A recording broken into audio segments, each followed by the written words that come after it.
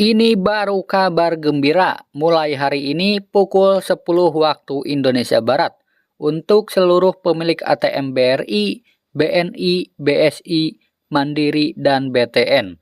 Nah, kira-kira ada bantuan apa ya? Dan apa saja syaratnya? Simak terus.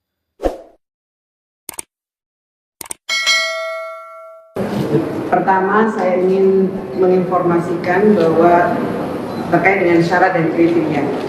Syarat dan kriteria penerima BSU tahun 2022 ini diatur dalam Peraturan Menteri Ketenagakerjaan. Sudah keluar Peraturan Menteri Ketenagakerjaannya, Peraturan Menteri Ketenagakerjaan nomor 10 tahun 2022 yang berisi pedoman pemberian bantuan pemerintah berupa subsidi gaji atau upah bagi pekerja atau buruh.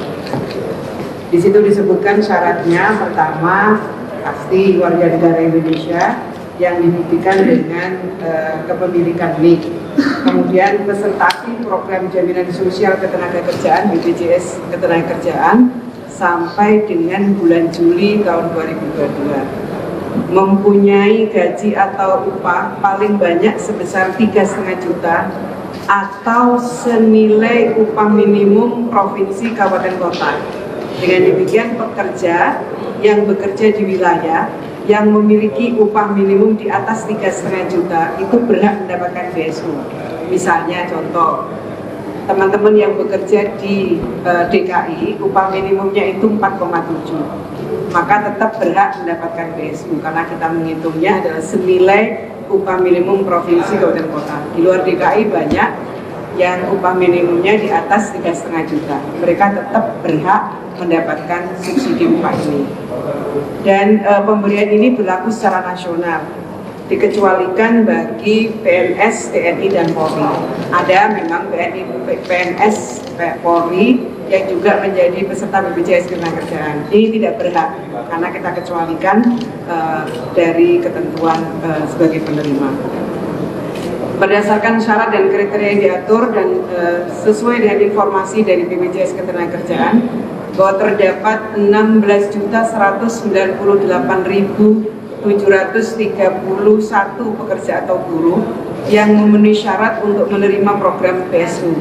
Dari data ini, keseluruhan data yang memenuhi syarat ini akan disampaikan BPJS Ketenagakerjaan ke Kementerian Ketenagakerjaan secara bertahap.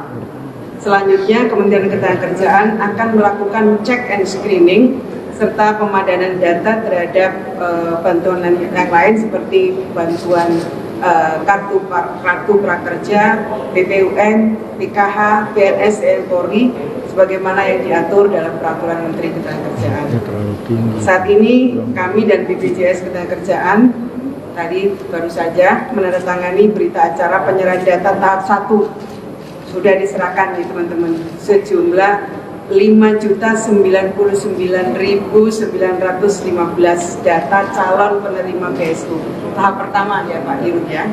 Kami mengupayakan data yang sudah disampaikan dapat disalurkan secepatnya. Untuk melakukan penyaluran BSU tahun ini, kami bekerja sama dengan Bank Himbara dan ini ada yang mewakili direksi dari Bank BNI, Bank BRI, Bank BTN, dan Bank Mandiri, Bank Syariah Indonesia. Dan tahun ini berbeda karena kami juga mengikut sertakan PT Pos Indonesia.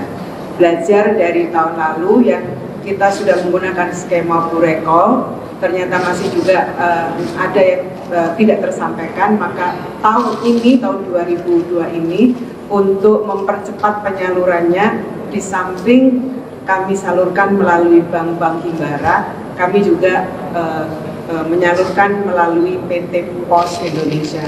Pokoknya pinginnya cepat aja nyampe kepada teman-teman pekerja atau buruh. Jadi segala cara kita lakukan, memperbaiki skema yang sudah kita lakukan di tahun 2021 yang lalu. Kami berharap pemberian BSU ini dapat tepat sasaran dan dirasakan langsung manfaatnya oleh masyarakat secara luas, khususnya teman-teman pekerja atau buruh, guna mempertahankan daya beli dan memenuhi kebutuhan hidupnya akibat dari kenaikan BBM. Tadi semua sudah menyaksikan, kita sudah menandatangani MOU dengan Bank Himbara dan PT Pos serta Bank Syariah Indonesia, dan sudah ada penyerahan data tahap pertama oleh BPJS Ketenagakerjaan. Mudah-mudahan segera bisa kita salurkan dalam minggu ini. Kalau terkait sama yang sudah pernah menerima, apakah ada bisa mendapatkan lagi atau yang 16 juta ini udah berbeda individu lagi? Yang berhak menerima adalah yang sesuai dengan kriteria yang sudah saya sampaikan tadi. Upahnya di bawah 3,5 atau sama dengan upah minimum provinsi, tidak PNS Polri, bukan menerima program, sedang menerima program pemerintah yang lain. Gitu. Ya, kemungkinan besar penerima tahun 2021 juga menerima tahun 2022. Sepanjang kalau tahun 2000 gajinya belum naik ya, tahu-tahu gajinya udah naik sudah di atas 3,5 juta, pasti tidak memenuhi. Jadi patokannya itu bukan terima atau tidak tahun yang lalu, tapi sudah sesuaikan dengan kriteria yang diatur dalam Permenaker 10 2022 ini. Selamat siang Ibu, Ya. saya Nia dari Jawa Pos. Izin mengkonfirmasi kembali kemarin dalam rapat bersama dengan Pak Mendagri dan Bu Mensos sempat disebutkan jika calon penerima yang eligible adalah sekitar 14 juta ya Bu, kalau tidak salah. Nah, ini nantinya sisa kuota akan diapakan ya Bu? Akan diisi dengan data penerima baru lewat pendaftaran terbuka atau seperti apa Bu nantinya? Ya, Terima kasih. kami menyalurkan itu berdasarkan peraturan Menteri Ketenagakerjaan. Dan uang itu akan menyesuaikan dengan persyaratan yang diatur dalam Permenaker tersebut.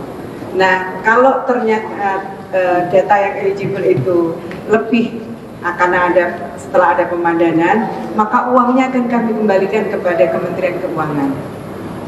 Karena kami menyalurkan sesuai dengan peraturan Menteri Ketenagakerjaan yang syaratnya sudah saya sebutkan tadi.